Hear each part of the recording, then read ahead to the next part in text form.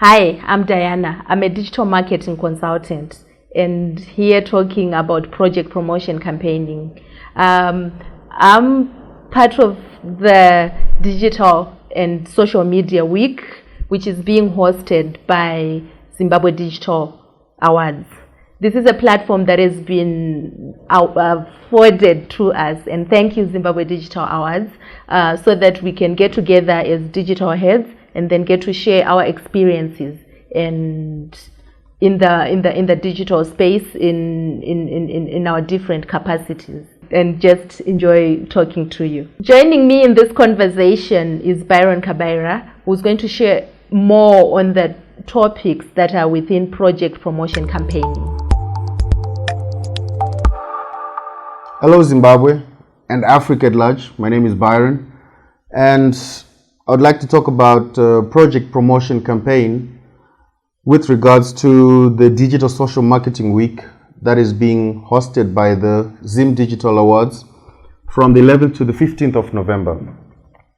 I understand a couple of experts within digital and social media will be taking turns to present on different areas, but I'd like to talk about something quite exciting right now, which is project promotion campaign. We all know that, or rather most people might not know that project promotion campaign is actually a thing by itself, because whether it's a product, it's a project, it's a service that you offer, at some point you're going to need to make sure that the word about this gets to the people. How do we do that? So project promotion campaigning with regards to, or rather with relation to digital marketing and the digital space, the cyberspace, is getting awareness or raising awareness, getting the word out there to as many people as possible using online platforms. We've got social media and other online platforms. This could be websites, blogs, of late vlogs, podcasts. There are so many tools that are actually used to put out words to people out there. Coming from Pushamaworks, which is an entity specializing in campaign strategies, this is actually quite an exciting topic to talk about. By the way, Pushamaworks is an entity that I co-founded alongside Diana Elisha Nera, who is a digital marketer. So because Diana is good at the practical side of this digital marketing and she prefers not to talk much, I decided to take the bullet on this one. So what is project promotion campaign? So basically we are using the digital space to get word out there, and I know that with most of us, the easiest at our disposal is probably our Facebook, our Twitter and our Instagram, and of course websites. We have a few things to look at. Firstly, just like any other campaign, you need to know what you're trying to achieve. And by knowing what you're trying to achieve, you can now further break it down into the various tools and strategies that you need in order to achieve this. That is, once your objectives are set, you need to mobilize the resources that you need for that. At some point, which has become common fashion, we have seen so many brands roping in influencers or at times brand ambassadors, which is in a bid to tap into their following, to reach out to as many people as possible. For a campaign to be said to be successful, what do we need? So many times we actually get to see, it's a sad story actually, if you ask me, that so many people are actually paid lots of money to do promotion of products, promotion of a service, or promotion of any cause. But you get to see probably 5 likes, 10 likes on this kind of a post, which is not a train smash in itself, because at the end of the day, traditionally we know that with marketing there are so many stages. At some point we are only worried about awareness. Do people actually know about what we are saying or what we are trying to achieve? And at some point we are worried about conversion, that now that people know about this, are they tapping into what we want? I will start with something that is probably controversial, political campaign. The achievement of the goal is to actually be voted in. right? But the process of getting voted in, you need to say your manifesto, which is basically what you want to achieve and how you intend to achieve it. And then, of course, within that, you now need to come up with avenues of reaching to the people that you intend to get the message to. How do we do that? We know how a beautiful picture, beautiful visuals, whether it's going to be a beautiful video like the one I'm taking here in order to express this message to you, how it is powerful to have good visuals needed to push a digital campaign. On that note, it's important to know that for any outreach to be successful, it's important to understand your audience. Who are you trying to reach? And social media has been made quite easy to use in terms of when you go to the insights, you are given hints of your type of audience, that is the demographics around the age groups, the location of these people, and the times they are actually online. You see, you might post something great with great visuals, but at the wrong time, and the chances of you reaching out to the people that you want to reach might actually be lessened there, which is a tragedy in itself, right? So you need to understand your audience. Of course, this starts from what you are offering.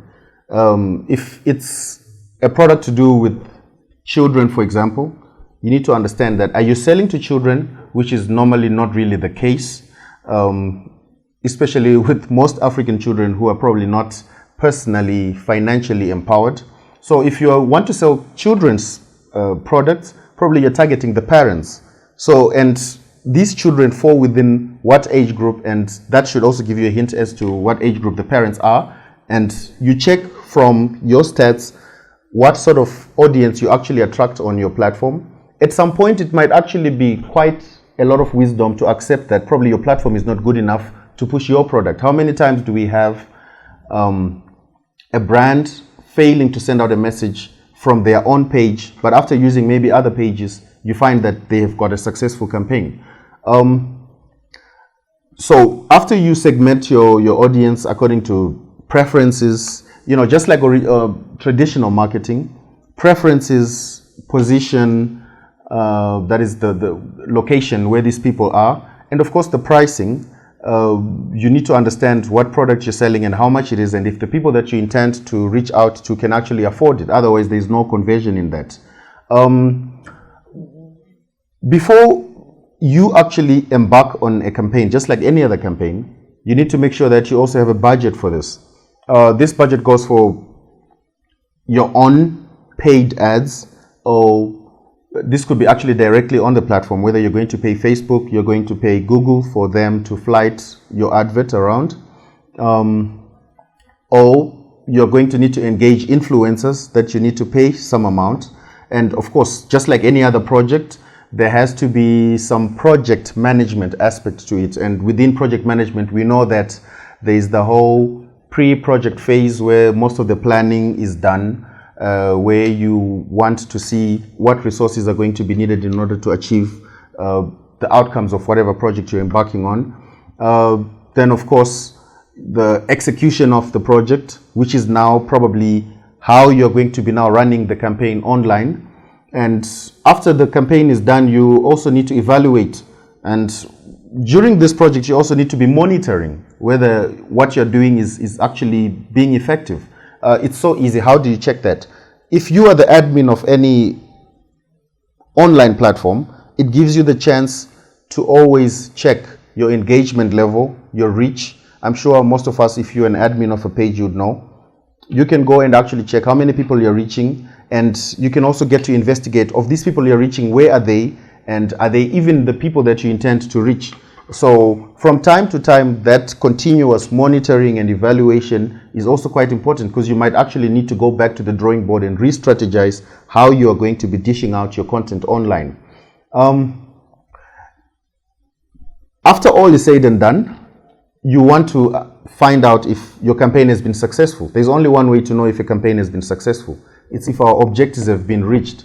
Hopefully that if they are quantifiable objectives, set down that, we hope to actually sell X amount of products after the end of this campaign, or we hope to increase by such a percentage, or we would like it to be maybe non-quantifiable. For example, I would be happy to know that when I'm walking on the streets and I hear people talking about an artist that I'm managing, then probably they're talking about a specific thing that was posted over a period of time, that, yo, did you get to see this campaign that, for example, if it's going to be Natty O, did you get to see how he ran his Tell Nobody campaign when everybody had to cover their mouths and send a message about the next song that they are anticipating? If we have got so many conversations about that, then to some extent we might say we had a successful campaign, depending on what you were targeting to actually reach.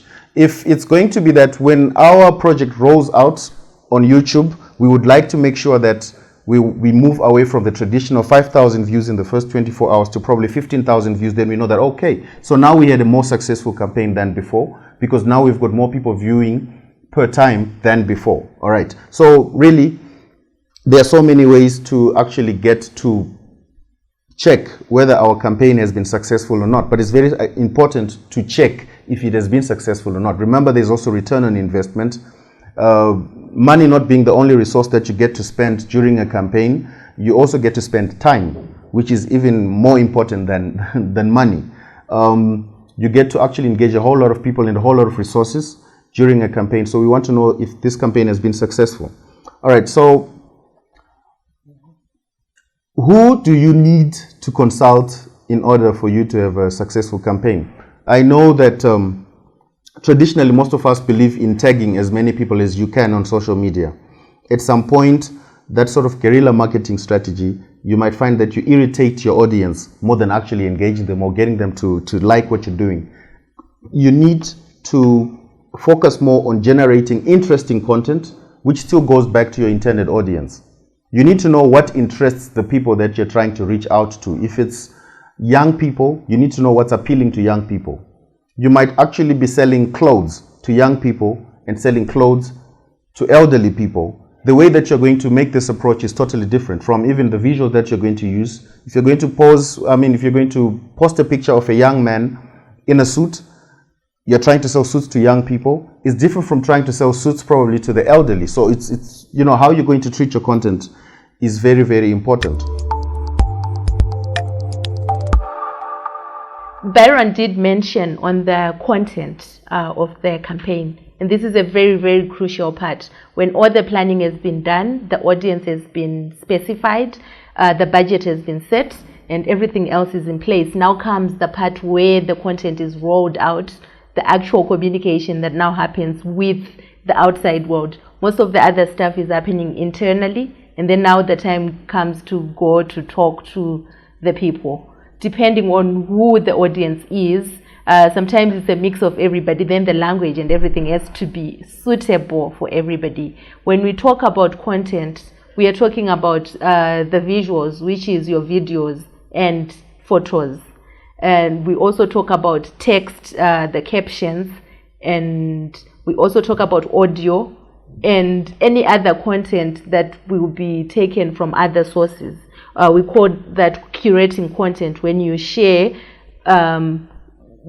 posts and videos and other stuff from other sources towards your own campaign. So now you have to know that what will you need at the beginning, what will you need during, what will you need towards the actual event, if there is one, the launch, the gig, and etc. So your content now, from the start, you may start with raising awareness, and your call to action becomes share, tag another, and you may even need to use incentives, and this is where promotions come in. You're saying now, if you share this, you become the top fan of this page. If you share this, you may have stuff for your audience to win just for sharing. If you tag another person, then there's something else that they will get for that. Then that is the first stage mostly of each campaign, and it also depends on how long the campaign is supposed to be running. The second stage, after the awareness has been raised, you're now getting people, what you keep changing, what keeps evolving are your call to actions. You're still asking people to share, but now you're saying buy tickets. Now you're saying buy the product even. Now you're saying something else.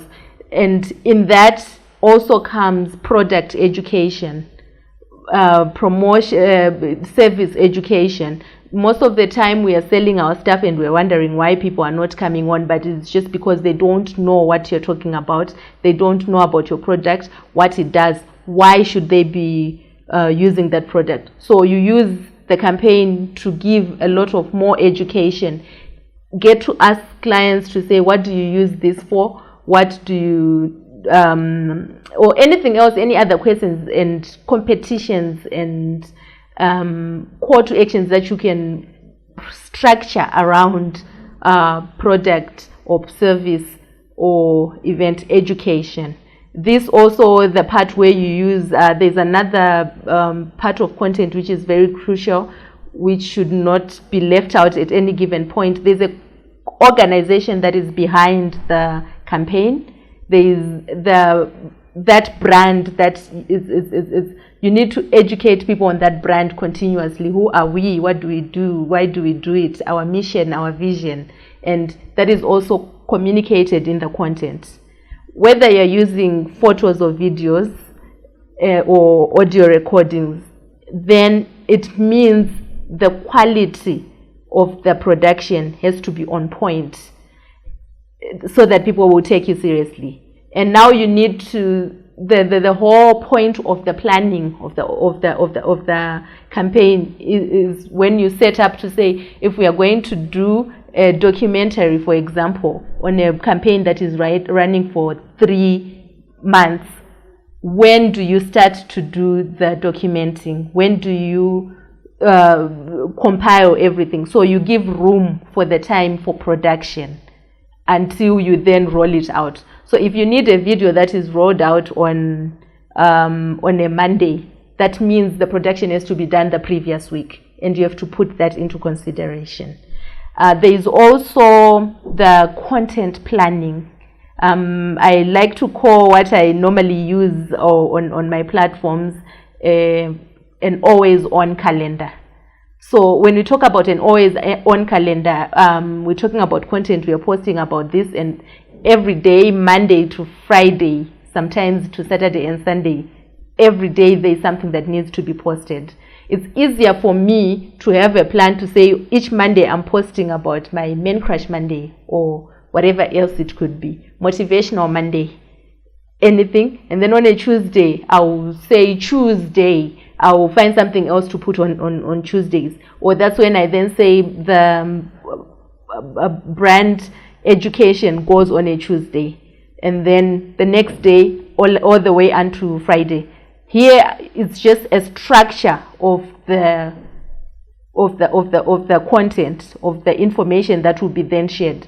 Whether I then put a video, a photo, a simple text post, a challenge, or whatever on any of the days, then I'm already structured to say on Monday it's about this, on Tuesday it's about this. This makes it easier than to wake up every day and then you have to scratch your head and try and figure out what to talk about. And then sometimes you find people running their campaigns that way. Anyway, guys, we have spoken on project promotion campaign and campaigning. We have touched on, it's just a tip of the iceberg that we can say we've touched on. There is a lot more that is that can be spoken about, that is done, and I'm sure you have a lot more to discuss this on this. In the evening, we are going to have a conversation on Twitter, to continue this conversation on Twitter on the Zimbabwe Digital Awards platform. Please tune in and then we will talk more. At any other time, you can find me on my social media platform, Diana Elisha Nera on Facebook, and our official page is Pusha Maworks. You can also find Byron on Byron Kabaira across all the platforms. Thank you so much, guys. Have a great day.